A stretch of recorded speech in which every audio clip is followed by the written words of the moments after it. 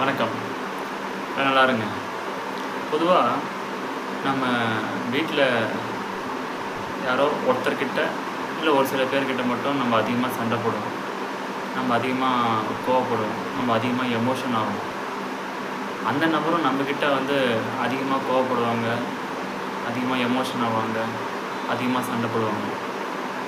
இதை நான் நிறைய வாட்டி ஏன் இந்த நபர்கிட்ட மட்டும் நம்ம அதிகமாக கோவப்படுறோம், இந்த நபர்கிட்ட மட்டும் நம்ம அதிகமாக எமோஷன் ஆகிறோம், இந்த நம்பர்கிட்ட மட்டும் அதிகமாக நம்ம ஏன் இப்படி நடந்துக்கிறோம் அப்படின்னு சொல்லிட்டு நான் யோசித்து பார்த்துருக்கேன். அது வீட்டிலையாக இருக்கலாம், வேலை செய்கிற இடத்துல இருக்கலாம்.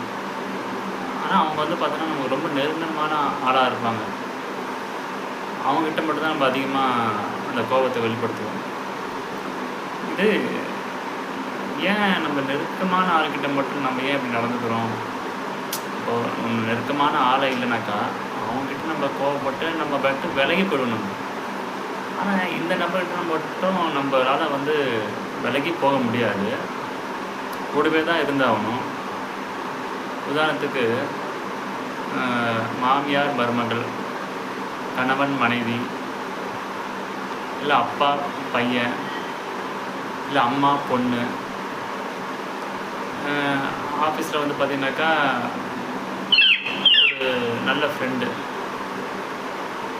அது கேர்ள் ஃப்ரெண்ட் பாய் ஃப்ரெண்டாகவும் இருக்கலாம், பாய் ஃப்ரெண்ட் பாய் ஃப்ரெண்டாகவும் இருக்கலாம், கேர்ள் ஃப்ரெண்டாகவும் இருக்கலாம்.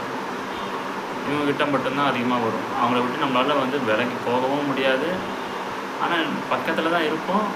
ஆனால் அந்த முடிவெடுப்போம்ல, ஏதோ ஒரு முடிவு இல்லை ஏதோ ஒரு சூழல், ஏதோ ஒன்று ஸ்டார்ட் பண்ணணும், ஏதோ ஒன்று செய்யணும் அப்படின்னும்போது அந்த சூழலில் மட்டும்தான் நம்ம அந்த எதிர்வினை வரும். அவங்க நம்ம மேலேயும் அவங்க மேலே நீ இப்படி செய்யணுவாங்க, இல்லை நீ இப்படி செய்யணுவாங்க, இல்லை நீ அப்படி செய்யாதனுவா, இல்லை நீ அப்படி செய்யாதன்னுவாங்க.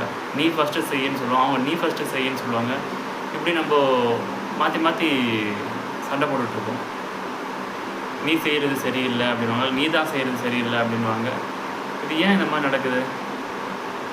இதுக்கு ஒரு விளக்கம் இருக்குது. அந்த விளக்கம் நீங்கள் கேட்க விரும்புனீங்கன்னா நிறைய லைக்ஸ் கொடுங்க. அதுக்கான பதில் நான் உங்கள்கிட்ட சொல்கிறேன். அது உங்களுக்கு புரியும் அப்படின்னு நம்புகிறேன்.